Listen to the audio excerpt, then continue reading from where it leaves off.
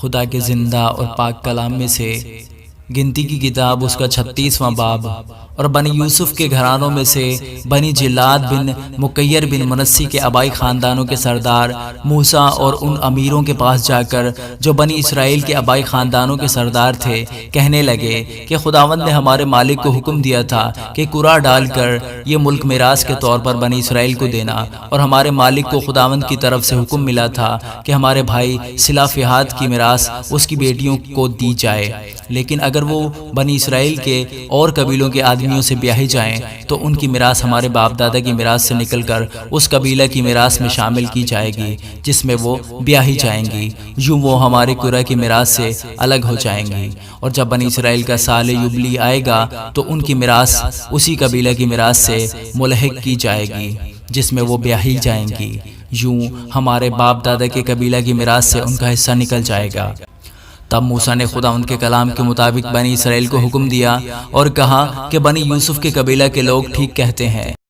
سو صلافیہات کی بیٹیوں کے حق میں خداوند کا حکم یہ ہے کہ وہ جن کو پسند کریں انہی سے بیاہ کریں، لیکن اپنے باپ دادا کے قبیلہ ہی کے خاندانوں میں بیاہی جائیں، یوں بنی اسرائیل کی میراث ایک قبیلہ سے دوسرے قبیلہ میں نہیں جانے پائے گی، کیونکہ ہر اسرائیلی کو اپنے باپ دادا کے قبیلہ کی میراث کو اپنے قبضہ میں رکھنا ہوگا۔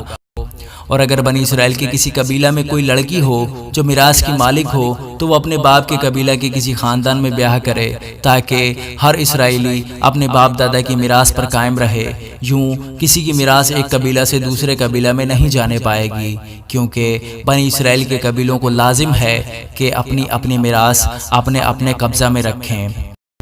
اور صلافیہات کی بیٹیوں نے جیسا خداوند نے موسیٰ کو حکم دیا تھا ویسا ہی کیا، کیونکہ مہلا اور ترزاہ اور اجلا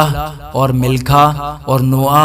جو صلافیہات کی بیٹیاں تھیں وہ اپنے چچیرے بھائیوں کے ساتھ بیاہی گئیں، یعنی وہ یوسف کے بیٹے منسی کی نسل کے خاندانوں میں بیاہی گئیں، اور ان کی میراث ان کے آبائی خاندان کے قبیلہ میں قائم رہی۔ جو احکام اور فیصلے خداوند نے موسیٰ کی معرفت موآب کے میدانوں میں جو یریحو کے مقابل یردن کے کنارے واقع ہیں بنی اسرائیل کو دیے وہ یہی ہیں۔